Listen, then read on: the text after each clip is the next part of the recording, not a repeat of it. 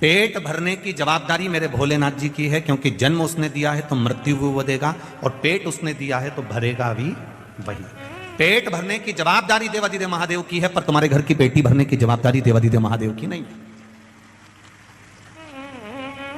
अब पेटी अगर तुम्हें भरना है तो तुम अपने हिसाब से भर सकते, थोड़ा छल कर कर, थोड़ी बेईमानी कर कर, थोड़ा कपट कर कर, कोई थोड़ी बहुत निंदा आदि कर कर, थोड़ी बहुत किसी की प्रशंसा कर कर, थोड़ा बहुत कहीं ना कहीं किसी ना किसी रूप में पेटी अगर बनना हो तो बात दूसरी है कि आप पेटी भरना चाहते हो।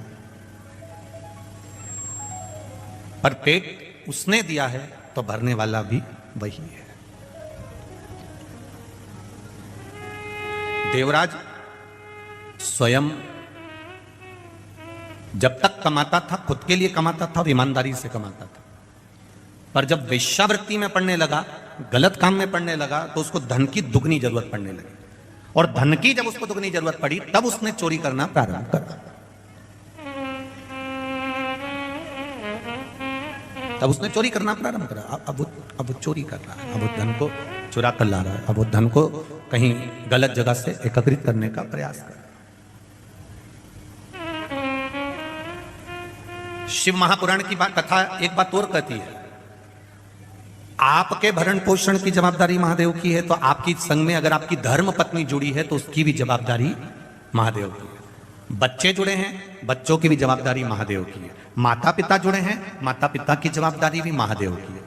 पर इसके अलावा अगर आप फिर किसी अन्य नारी के चक्कर में अगर पड़ते हो, फिर कहीं तुम जुए में, कहीं मांसाहार में, कहीं मदिरापान में, तो कहीं वेश्यावृत्ति में अगर आप फिर पड़ते हो, फिर जवाबदारी भोलेनाथ की खत्म हो जाती है। आप, आपके बच्चे, आपका परिवार, आपकी पत्नी, आपके पुत्र और आपके माता पिता, बहन भाई, कुटुंब की जवाबदारी महादेव की है। पर तुम उस धन को गलत जगह पर लगाना प्रारंभ कर दिए। उसने दिया था पेट भरने के लिए, उसने दिया था बच्चों की शिक्षा के लिए, उसने दिया था। होते हैं कई लोग, अभी कहीं ना कहीं लोगों को कुछ गवर्नमेंट से या प्रशासन से कोई थोड़ा बहुत पैसा मिल जाता है, अब वो मिला था किसी काम के लिए और मालूम पड़े लगा दिया किसी दूसरे काम में। अब सरकार ने तो पैसा दिया था आपको कि इस कार्य में लगाना, अब तुमने लगा दिया दूसरे कार्य में। अब दूसरे कार्य में लगाया तो प्रशासन अगली बार आपको कुछ देगा क्या? अरे बोलो तो जम के नहीं देगा, क्योंकि उसको मालूम है कि इसको दिया था मैंने इस चीज के लिए और इसने लगा दिया दूसरी चीज, अगली बार वो नहीं देगा। अब नेत्र काय के लिए दिए थे भगवान ने, वो भगवान भी प्रशासन से कम नहीं हो। काय के लिए दिए थे उसने? इन नेत्रों से क्या करना भगवान का? बोलो बोलो जम के बोलो, दर्शन करना। इन नेत्रों से दर्शन करिए, इन नेत्रों से पोथी पुराण पढ़िए, शिव महापुराण, रामायण, भागवत गीता, इसका स्मरण करिए। अब तुमने इस बार तो इस नेत्रों को भगवान में लगाया ही नहीं। अब पैसा दिया था मकान बनाने के लिए, पैसा दिया था खेती के लिए, पैसा दिया था लोन लिया था मकान के लिए, और मालूम पड़े बैंक वाले बाद में आए तो मालूम पड़े ना तो मकान दिखा ना प्लाट दिखा, और वो लोन का पूरा पैसा खत्म कर दिया। अब बनाना था तुमको मकान, लेना था तुमको प्लाट, करना था काम, मिला था मकान के लिए, लगा दिया गलत जगह पर। गलत जगह पर लगाया, बर्बाद हो गए। बर्बाद हो गए तो अगली बार तो प्रशासन ने तुमको वो पैसा नहीं दिया। साहब अगली बार दिया था, इसने काम में नहीं लगाया, अगली बार दिया था, इसने सही जगह नहीं लगाया, तो अब की बार उसने देना बंद कर दिया, उसने देना बंद। बस यही शिव महापुराण की कथा कर रही है, यही भगवान शंकर का गुणगान कर रहा है। एक बार उसने देख लिया नेत्र देखकर कि इसने नेत्र सही जगह लगाया कि नहीं लगाया। अगर एक बार इसने नेत्र सही जगह नहीं लगाया, फिर अगली बार तुम तैयारी कर कर बैठो कि नेत्र। श्रवण दिया था कथा सुनने के लिए, एक बार दिया और सही नहीं गया। ये हाथ दिए थे भगवान की भक्ति करने के लिए, सेवा करने के लिए। कोई बुजुर्ग है, कोई गरीब है, कोई किसी रूप में तकलीफ में है, कहीं भजन हो रहा हो तो इससे सेवा करना, पर हाथ भी सेवा में नहीं लगे तो वो भी चलेगा। पांव दिए थे भगवत भजन के लिए। हमारे मालवा के संत श्री नागर जी महाराज बड़ा सुंदर कहते हैं, हाथ दिए रे तूने दाता बन कभी नहीं दान कियो, दयालु मैंने अवगुण बहुत कियो।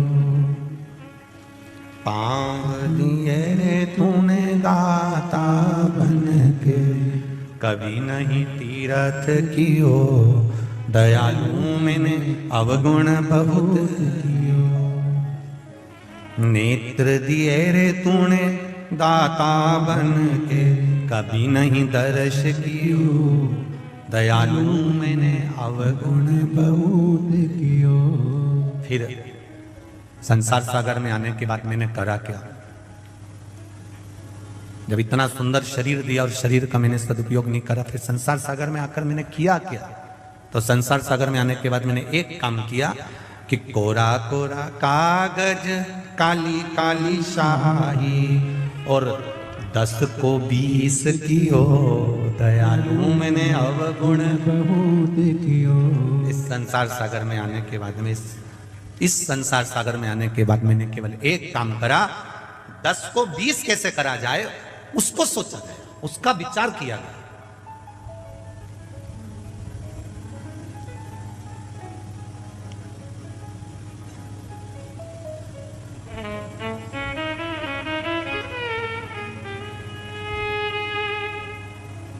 ब्लड की जांच कराने पर मालूम पड़ जाता है कि बीमारी कौन सी है, और कथा कराने से मालूम पड़ जाता है कि भक्त कितने हैं। ब्लड की जांच कराने से बीमारी का पता चल जाता है, और शिव महापुराण की कथा करवाने से, राम कथा, कृष्ण कथा, भगवान की अविरल भक्ति की कथा कराने से यह पता चल जाता है कि इसके हृदय में भाव कितना, इसके हृदय में, इसकी चित्तवृत्ति में परमात्मा का भजन कितना।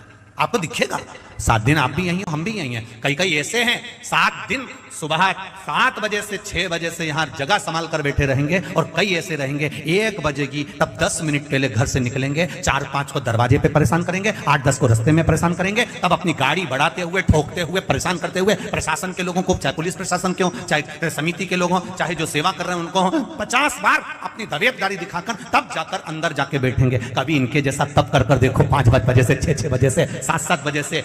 जरा देखो, बैतुल वालों के लिए कथा नहीं है, हम कहेंगे बैतुल वाले अगर कथा के पंडाल में नहीं आ सकते हैं तो एक बार रात को आकर इन भोलेनाथ के भक्तों का दर्शन कर कर जाना कि इनका भाव कितना शुद्ध है।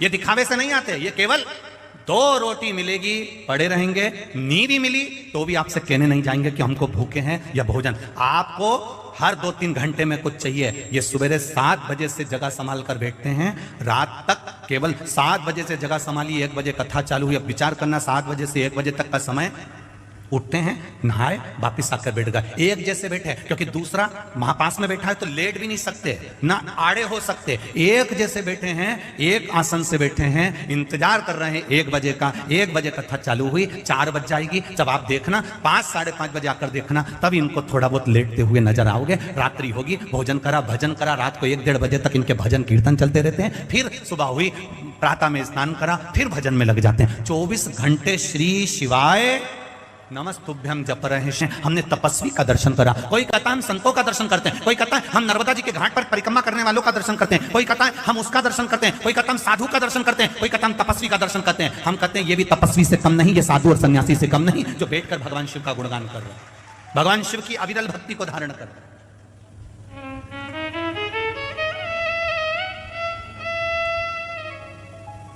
इतने बैठे हो लाखों में,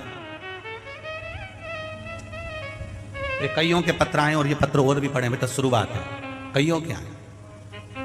आप भी कथा सुन रहे हैं, ये भी कथा सुन रहे हैं। 2 अंतर इसके अंतर्गत में, एक अंतर का विशेष ध्यान रखना, जितनी देर सुनना है दिल से सुनना, घर से चलो तो कहकर आना मुझे शिव महापुराण की कथा सुनने जाना है, मैं आराम से जहां जगह मिल जाएगी वहां सुनूंगी और भगवान की अविरल भक्ति को धारण करूंगी। मुझे मालूम है 7 दिन अगर मैंने कथा का रसपान कर लिया तो मेरा महादेव मेरी जरूर सुनेगा, ये निश्चित है। मुझे कथा सुनना,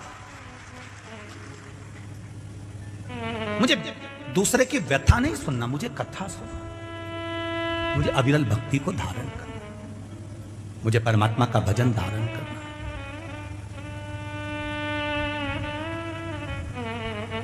और जब तक वो नहीं चाहेगा तब तक आपको आनंद की अनुभूति नहीं हो सकती। कहीं कृपा, कहीं मां ताप्ती की कृपा और कहीं मां नर्मदा जी की कृपा और कहीं मेरे भोलेनाथ जी की करुणा हुई है।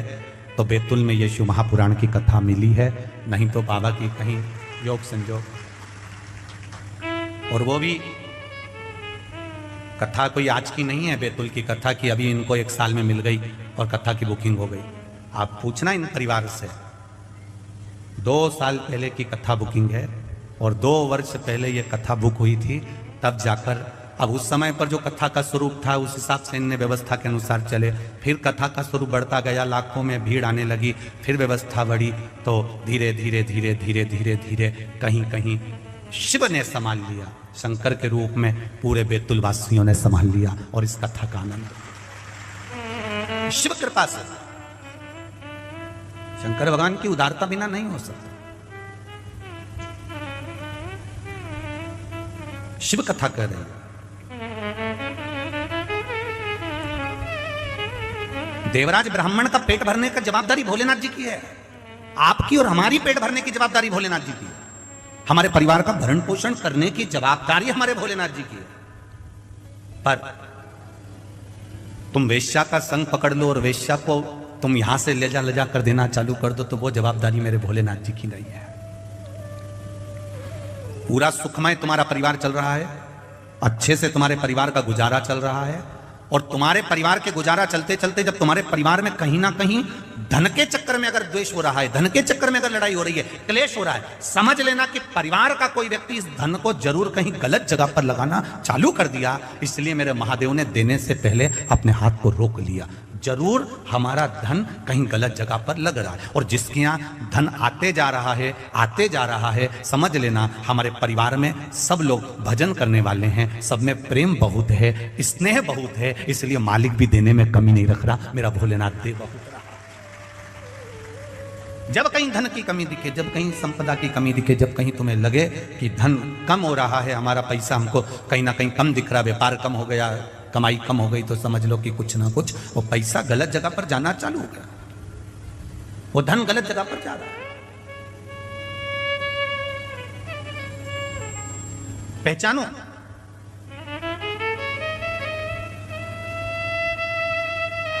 गाय, लक्ष्मी और बेटी,